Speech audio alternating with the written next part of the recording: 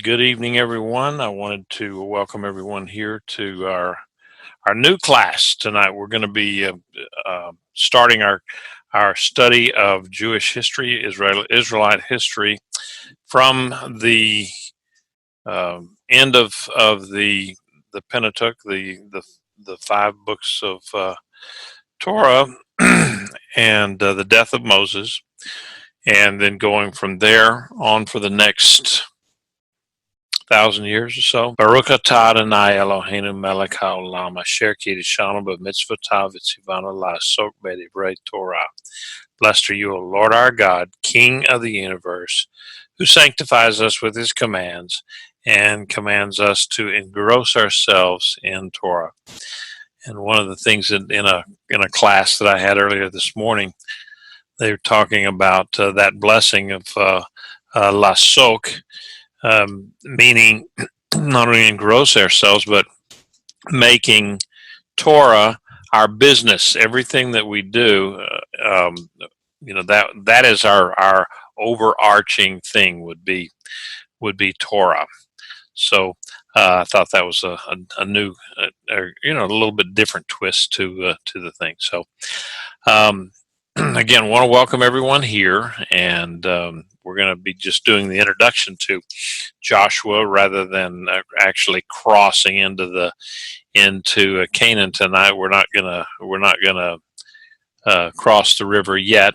So I just wanted. Were there any comments or questions that anyone might have regarding this new study? Something that you may have thought about that you'd like to know right at the beginning, or something that had always puzzled you about the story of the Israelites going into Canaan. I know a lot of people always wonder, well, why is it? How isn't that genocide what the Jews did? And yes and no. We'll talk about that in the course of the class, and a little bit of it tonight, in fact. All right, so if there's no questions or comments, I'm going to go ahead and get started. Now, the book of Joshua, I've talked about it, it's a continuation of the story of the Exodus from Egypt and the wanderings in the wilderness, and the Bible actually, or in the Bible, it starts out the book of Joshua pretty abruptly, and very first verses is, now it came about after the death of Moses. Okay, so that's the very first thing. It came about after the death of Moses. So we see that Moses is gone, and we're going to be picking up now with Joshua.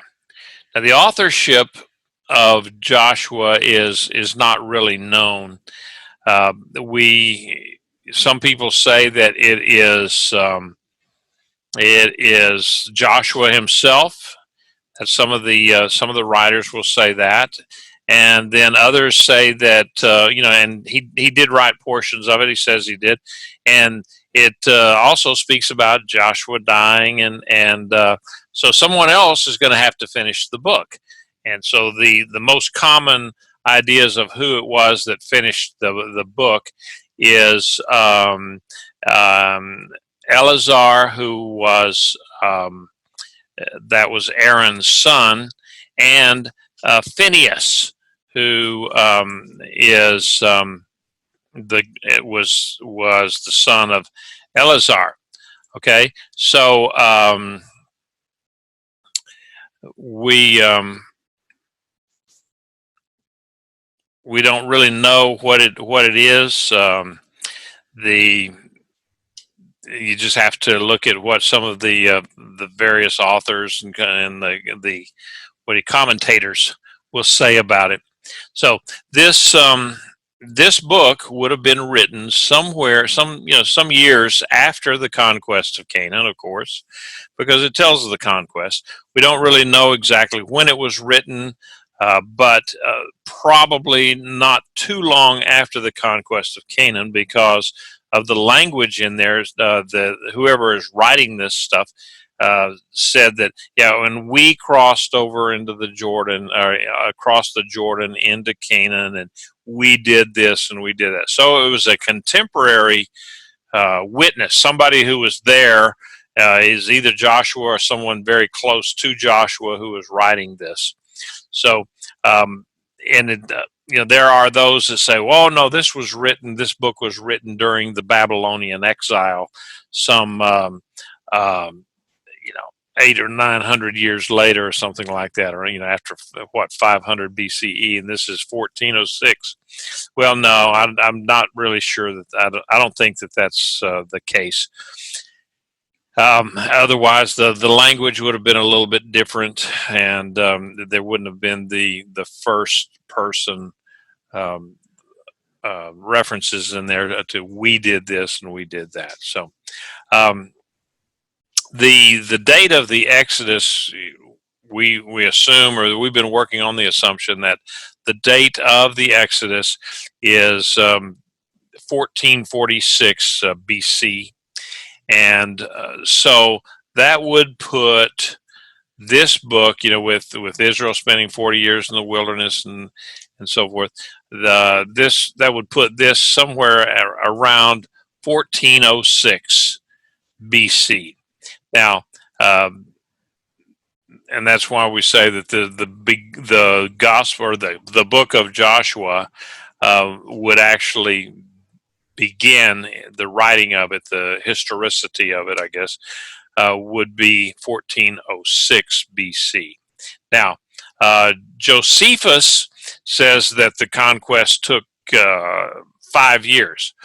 But if you look at some of the writing, Caleb, he received the town of Hebron as his inheritance. And he said that God had promised him 45 years earlier that he would enter Canaan.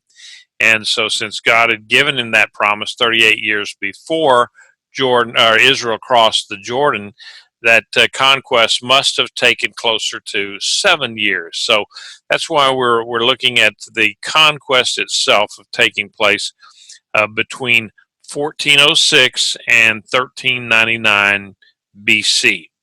The record of this conquest actually occupies the first half of the book of Joshua. Now, some scholars will say that the conquest of Canaan actually took place between 1250 and 1150 BC, someplace in there. That they're giving themselves 100 years in there, because there's archaeological evidence of the destruction of Canaanite cities around that time. However, there's some problems with that view, because the most significant of the problems is that the Israelites only destroyed 3 cities. That's written in Joshua: Jericho, Ai, and Hatzor.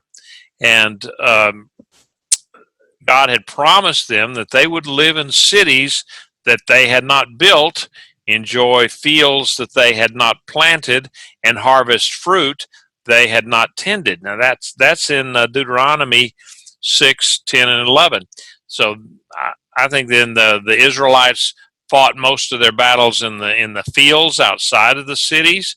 The widespread destruction of the Canaanite cities that was found by the archaeologists may date to the time of the Judges, because there was a lot of devastation and wars and foreign invasions and so forth going on during that period of time. And I got all of that information from the Nelson Study Bible. When Caleb spoke those words about God promised him his inheritance 45 years early, he was about 85 years old at this time. And that's why Caleb is one of my heroes, because he gets up there and he says, I am 85 years old and I'm as strong now as I ever was. And he probably wasn't, because I know some old guy that looks a lot like me when I look in the mirror, and he says the same sort of foolishness that I'm as strong as I ever was. And but Caleb said this was 85 years old, and he says, I am well able to take that mountain. And so, sure enough, he was, and he did secure his place in the land. So we're assuming that Joshua was about 75 when the Israelites crossed the Jordan River, and so the book of Joshua spans, it looks like, about 35 years. Now, looks like if these assumptions, these figures were right, then Joshua would have led the Israelites in their battle with the Amalekites just after Exodus. There was that big battle, and when he was about 35 years old. So some writers have speculated then that Joshua may have been involved, may have had some experience with the Egyptian army and received training while in the army. And this would have obviously then prepared him for military leadership in Israel. And we know that it's pretty certain with other extra biblical writings that Moses was a general, or he was a leader in the Egyptian army, and had actually conquered Ethiopia at one point. So, any comments or questions so far? Anything? I just unmuted everybody for a second. So who was here? I got this little chart here that's going to lay out the various divisions of Joshua, and I picked this up from Chuck Swindoll, and you may notice a few places here where the type is a little bit different. That's because I had to I changed some of the Christianese in there. Instead of using the attempt at using the holy name, which we don't use, then I just said the Lord is salvation. So didn't want to get into all of that. So anyway, this is we're going to be talking tonight here in this first chapter. We're actually not even going to get into the first chapter, because I want to set the stage for actually going into the land next week, and with all of the coming battles and so on and so forth. So I'll just probably leave this on the screens for some of the subsequent lessons, just so that we can refer back to these, and it does give you exactly what the chapters were for the various events. And so anyway, who is Joshua? Now Joshua was Joshua ben Nun. He was the son of Nun, and he was the tribe of Ephraim. So therefore, he was a direct descendant of Joseph, and he was the second person to lead the Jewish people in their early history. And he spent the early part of his life actually training under Moses, and he took over for him then when the Israelites entered the land of Canaan. Joshua's charisma, that he must have been a fairly charismatic guy, and the skill, he was a leader, and that was pretty evident, that the way that he would go out there against Israel's enemies, and he led them successfully. And then also it kind of his leadership skills. You can see that when they weren't there after his death, that Israel pretty quickly, they degenerated into their pattern of idolatry and so forth after his death. And so when they lost that leadership. Now, the first time that we see Joshua in the Bible. It's in Exodus 17, and here he's called Hosea. Um, and that's when the Israelites are attacked by the Amalekites just immediately after crossing the Red Sea, in fact. And it's Hosea who leads the counterattack, and he defeated the Amalekites, and then subsequently he became Moses' assistant, his right-hand man. And he's next mentioned then at Sinai, where he waited. He was waiting on the edge of the mountain for Moses to come back down. Remember, God had says, "Don't anybody touch this mountain. Don't get up here." And they had marked it off as to how far they could go. And so Joshua was standing right there on the other side of the marker, waiting for Moses to come down. He did not get involved in the sin of the golden calf, and then he accompanied Moses when he went up to the tent of meeting for the remaining years in the wilderness. So his most notable exploit in the Torah takes place during the episodes of the spies. Where in Rome or Numbers 13 and 14, where he's chosen to represent the tribe of Ephraim. And the 12 guys, they go out and they travel all throughout Canaan. They spend 40 days going up to the length of Canaan and back. And on their return, all 12 of the spies said, "Oh yeah, it's a great land. It's flowing with milk and honey, and it's just really great." However, and then they add that it was impossible to conquer because the people there, the land just eats its inhabitants. Now, Joshua and Caleb are the only two that dissented. They tried to convince the Israelites that no, we can do this because if we rely on God, He's going to help us, and we can do this. But you know the story. The Jews did not believe Joshua and Caleb. They chose to believe the other guys. And for that sin of unbelief, God required the children of Israel to wander around outside of Canaan for 40 years.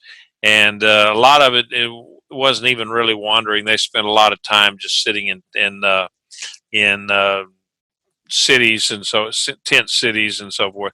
So I mean, they weren't moving around every 3 or 4 days, but still, they were outside of Canaan for 40 years, and all of that generation died out, with the exception of Joshua and Caleb. Everyone that was over the age of 20 died out. So. So it was during this episode of the spies that Hosea's name was changed to Joshua. And according to the Midrash sources, Moses foresaw the disaster that was going to occur when the spies returned, and gave his apprentice the moral support he needed by adding the name of God to his name, changing Hosea, which means saves, into Joshua or Yehoshua, which means God saves. Again, that is midrashic, and so you take that as it with a kind of a grain of salt.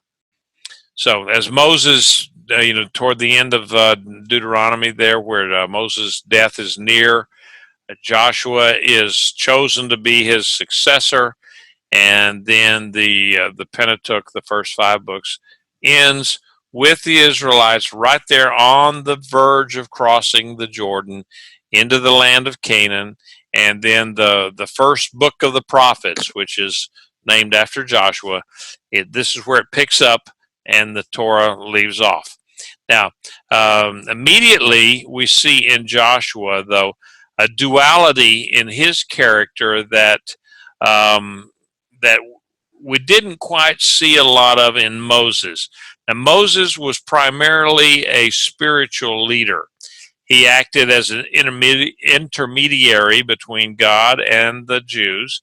And on the other hand, then Joshua was a very capable military commander as well as a religious leader. So, you know, like when capturing the city of Jericho and eventually the rest of the land of Canaan, Joshua showed that his leadership was different than that of Moses, and it kind of reflected a new reality for the Israelites from their time in the wilderness. Because in the wilderness, you remember that all of their needs, everything that they needed, was supplied by God. They had water, they had manna, they had quails. You know, God just provided everything for them, and so there was that daily uh, occurrence of miracles. I mean, just the idea of you know, the manna and the quail and so forth. That was daily. So every day there was a miracle out there. They'd get up out of their tents, they'd stretch, look out there, and say, "Okay, this is the manna is there." Where did that come from? Well, there were no manna trees. God provided it. So during those days, then a purely spiritual leader was sufficient.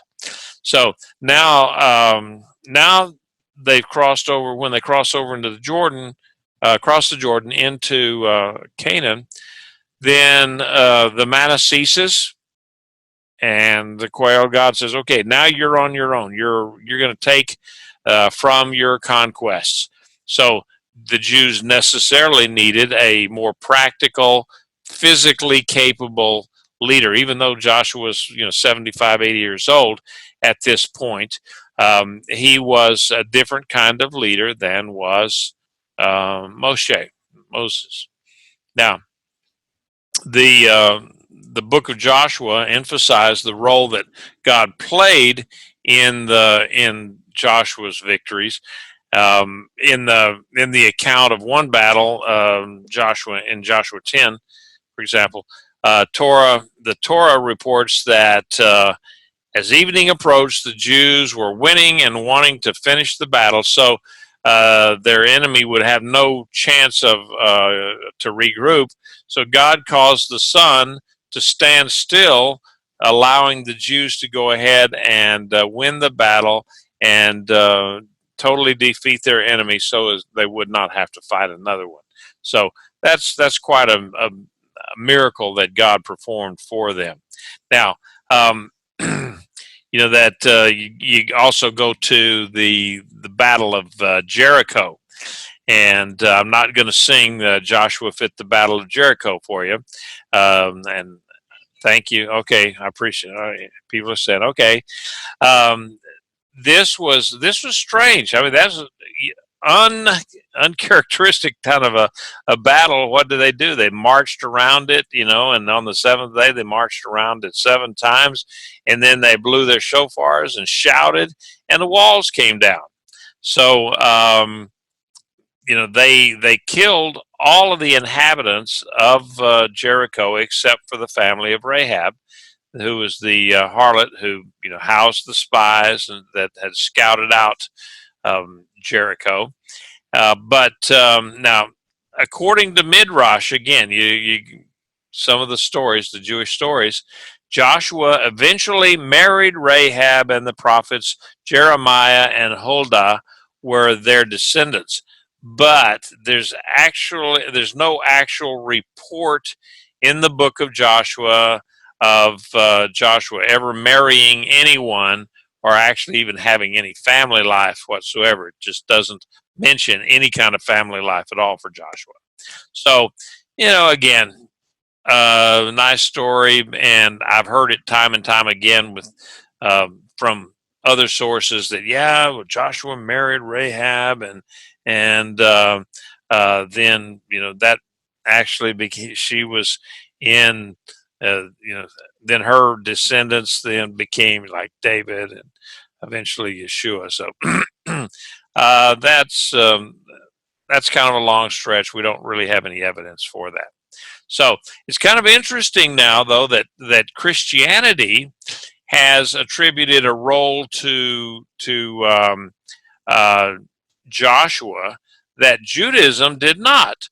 The similarity of his name, Yehoshua, the Hebrew version of Joshua, it's very similar, Yehoshua, to Yeshua, which was, of course, the Hebrew name of Jesus. And so that led the Christian theologists, to view Joshua as a kind of a type or a foreshadowing, a precursor of Yeshua. And when Joshua crossed to the Jordan, then that's mirrored in Yeshua's immersion in the Jordan. And Joshua's military campaigns were a foreshadowing of Yeshua's battles with Satan and and so forth. And then Joshua's succession of Moses symbolized the end. Uh, uh, Put to that they're saying that, okay, Joshua came in and that was the end of Moses' leadership. Yeshua came in and then he ended the Mosaic law. That is standard mainstream Christianity, okay, which we don't espouse here, because the Mosaic law is still in effect. And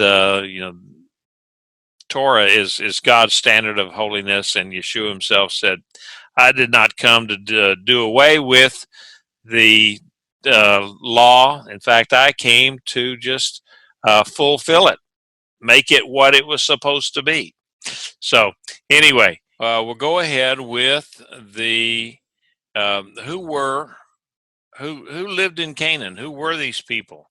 The Canaanites. The Canaanites were they were a group of ancient people who lived in the land of Canaan, and they that's why we call them Canaanites, because they lived in Canaan. It's described in the Bible as extending from Lebanon in the north down toward the brook of Egypt in the south. The brook of Egypt, I guess, would be the Nile, and then the Jordan River on the east side, and then of course the Mediterranean on the west. And the Bible, notably in Genesis 10 and in Numbers 34, it called it the land of Canaan. And so it occupies pretty much what is nowadays modern Lebanon and Israel, plus parts of Jordan and Syria. So the Canaanites were mentioned. They're mentioned about 150 times in the Bible. They were wicked, idolatrous people that they descended from Noah's grandson, Canaan, who was the son of Ham. And Canaan was cursed because of his and his father's sin against Noah. You find that in Genesis 9, 20 through 25. And in some places, Canaanites are specifically, that refers to people in the lowlands and the plains of Canaan. And in other passages, Canaanites is much more of a broad term that just refers to everyone that lived in the land, including the Hivites, the Girgashites, the Jebusites, the Amorites, the Hittites, and the Perizzites. And so, all of these people were with the exception maybe the Perizzites, all of them were descendants of Canaan, and then some of his sons, the various sons. And so didn't really want to get into that much of it tonight as to each and every little tribe there, because it's not important to our study. The land of Canaan was promised. That was the land that God promised to give to Abraham's descendants in Genesis 12:7. The Canaanites were described in the Bible as a large and fierce people and not easily defeated. So the Israelites then would need divine help if they were going to come against these guys. Even though they had a lot of folks, the Canaanites had more and they were bigger. Certainly in the eyes of the Israelites, the Canaanites were very large. What did the spies say? That we look like grasshoppers to them, and we look like grasshoppers in our own eyes too. So they were quite afraid of the residents of Canaan. But God promised Moses and He promised Joshua that He would help, and that's in the third Joshua 1:3. So, what was the and here's kind of a map that we have of where the seven nations of Canaan, the seven groups in Canaan at the time that Joshua um, conquered the land of Canaan, and you'll see that the Hivites and some of these things, some of these people groups, the naysayers would say, well, there's no evidence of these guys ever being around, and it's just, this is just kind of a biblical myth that these people were there. And so it's just been really within the last few years that they've uncovered things that they said, wow, there really were the Hivites way up there in Lebanon, and the Girgashites, and all of these different ones. They actually found writings that talked about these people. So it's always interesting to me how that the uh, the people who are always against the Bible and so forth, they're just very adamant that no, this couldn't happen. But then something comes along and um, proves them all wrong. This last week, I had the opportunity to meet up with a fellow from Israel. He lives near Shiloh, and he 20 years ago he got out of the army and bought a car, and they were going to tour Israel. And they said they bought this old car with what he had saved up from the army, and he got all of 7 kilometers, and the car quit. And so he said, well, we don't have any transportation. We're out in the middle of nowhere here in the Judea Samaria area. Well, he was at Shiloh, and he said, okay, we'll just stay here. And so they started a kibbutz, and with he and his 3 brothers, and now they've got, I think they said 400 families or something living in this area on 5 little different hilltops. And one of the things that he said that they saw circles in the ground, this circle in the ground. So they started digging it out, and it was an ancient cistern. And so they dug it all out by hand, because that's all they had. They cleaned it all, cleaned it all up. Well, while they're digging all of this stuff out, they found a coin from the Second Temple era.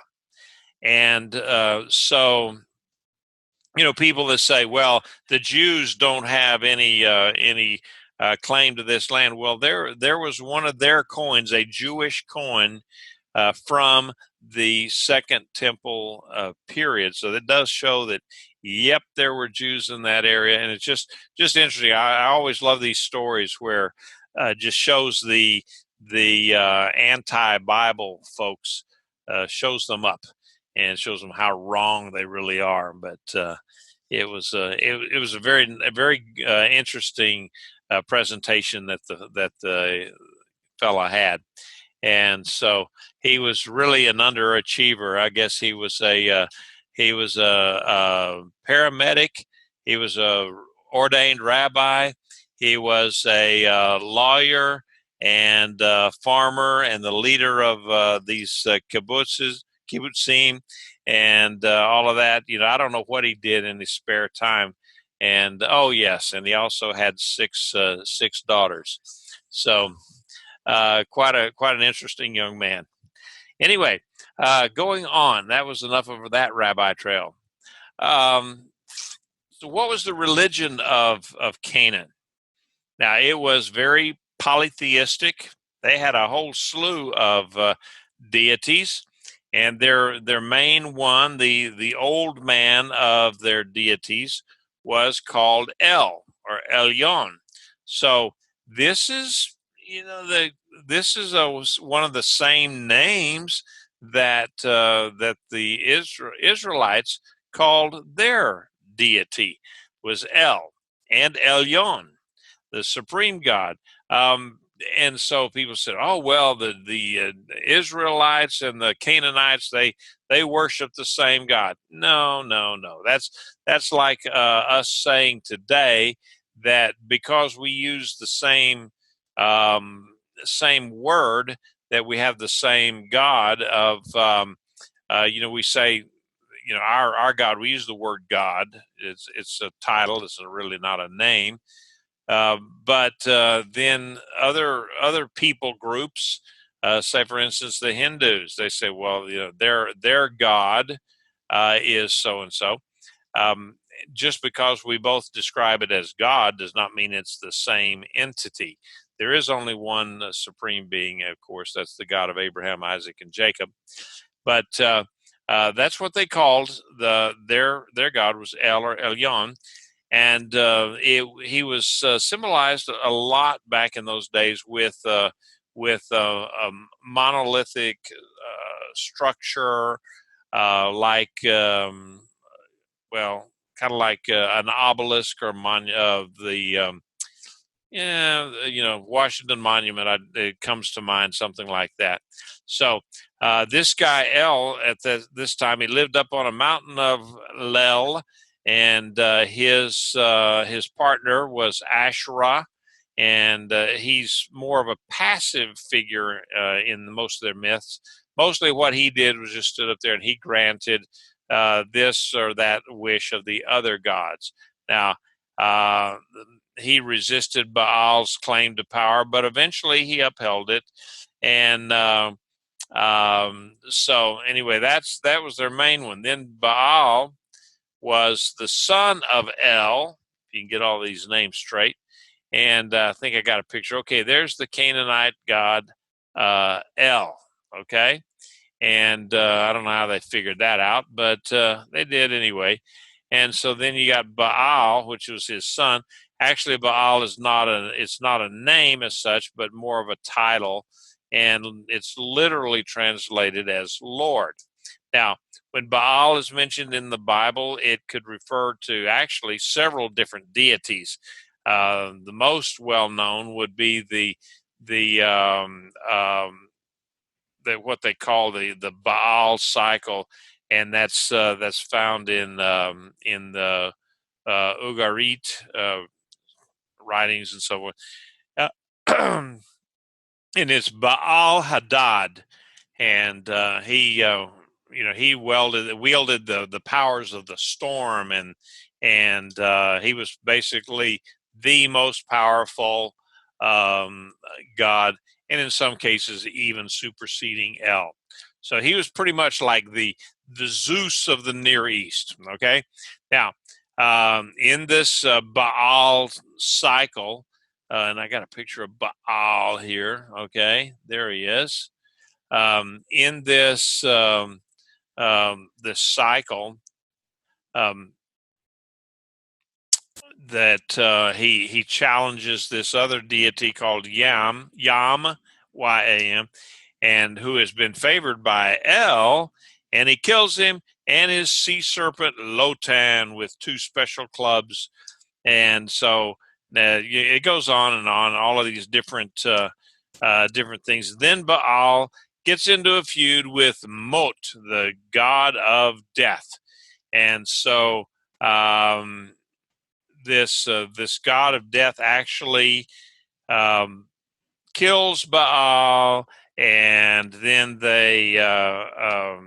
it's kind of funny how that uh, Baal's sister then somehow goes into the underworld, and Baal is revived, and it starts all over again. So it's it's kind of just a story there that it has several twists and turns, and it depends on who you ask what the story is. So you got Baal there. All right, then you have Anath and Asherah, and these, in some cases, are almost interchangeable.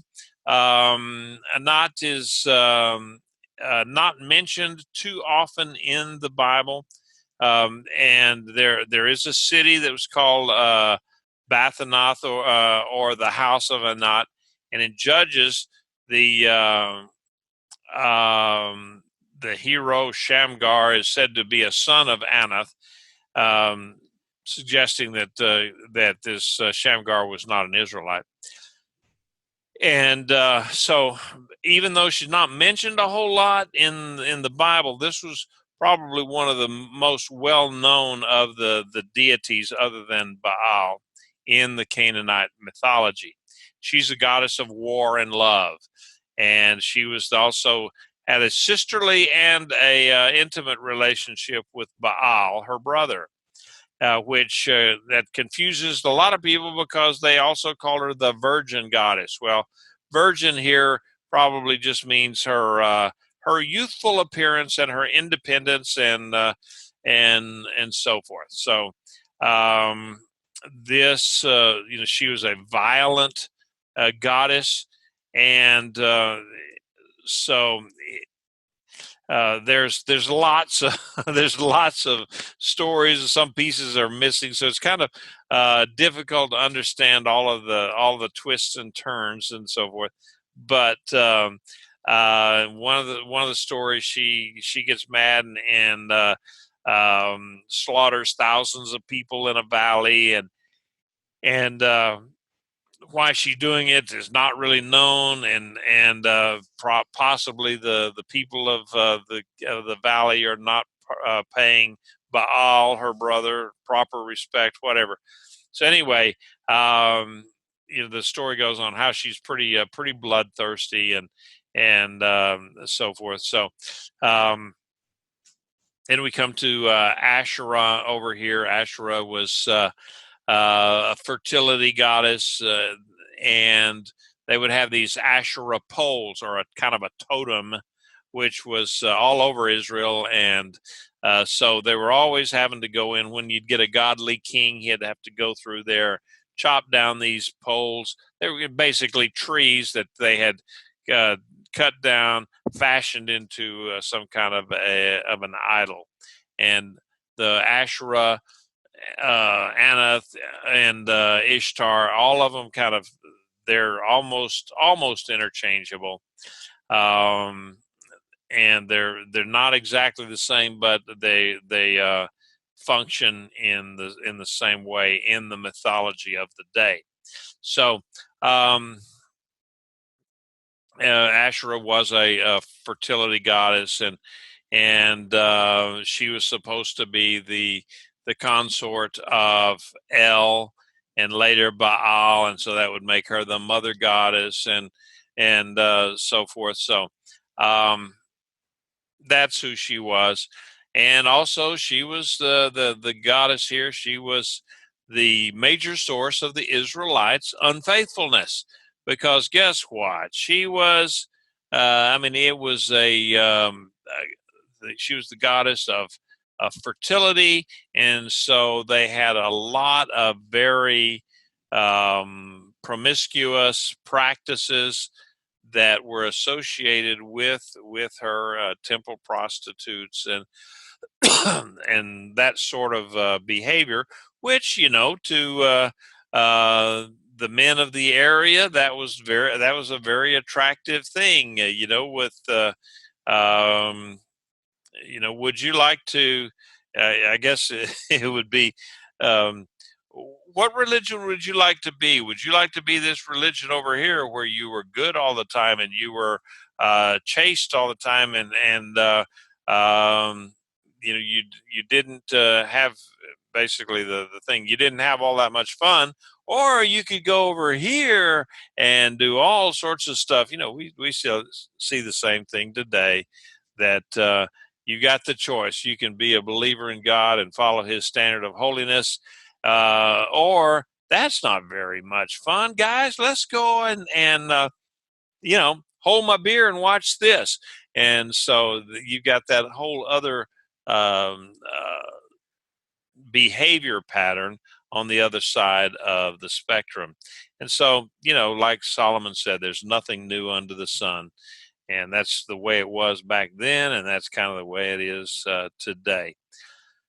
So then we came to the last one that I was going to talk about tonight, which is Molech. Moloch.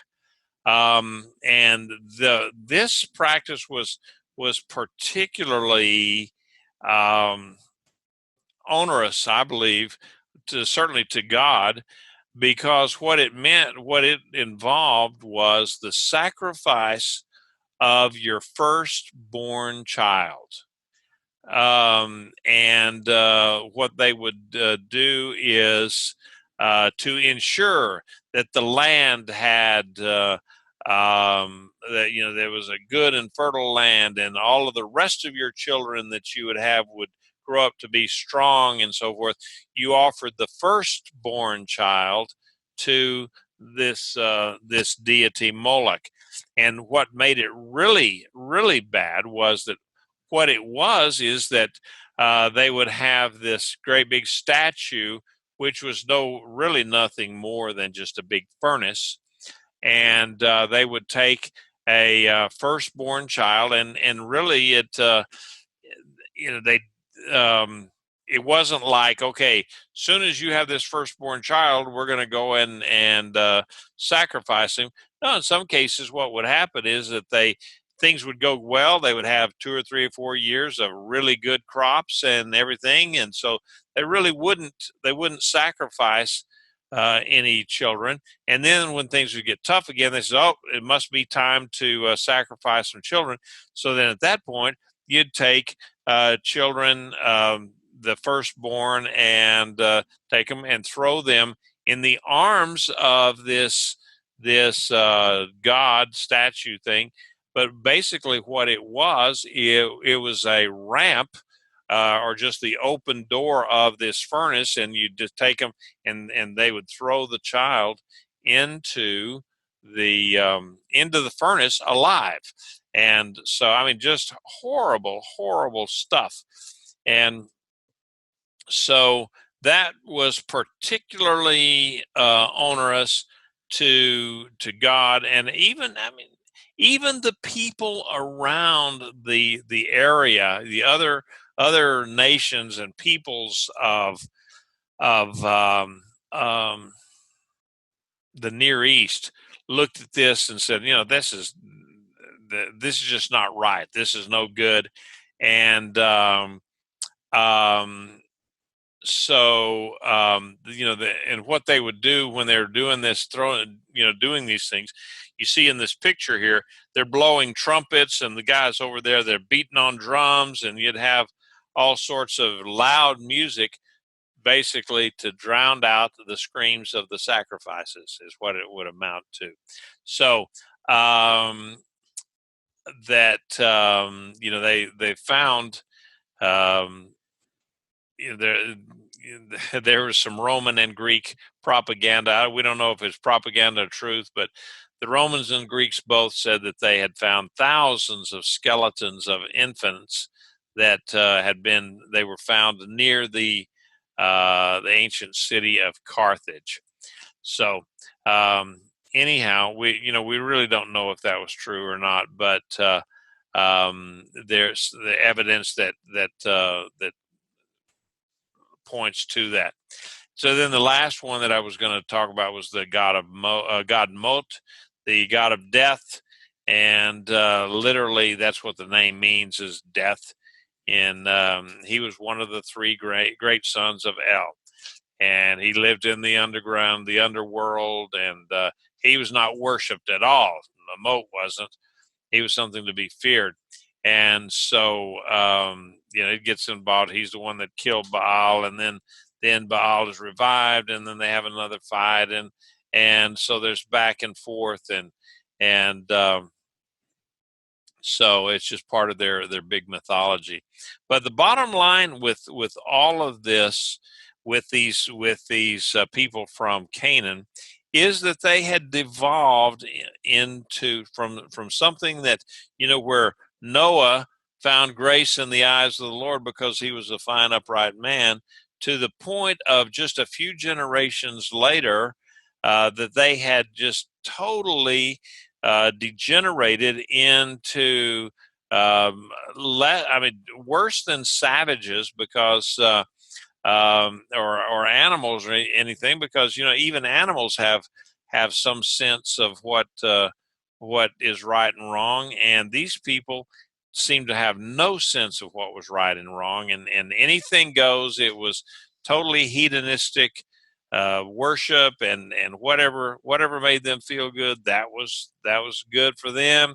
And so it got to the point where you remember that God had already, some 400 years earlier, had destroyed Sodom and Gomorrah because of their behavior, and there's some speculation that it says that it was because they were not charitable people.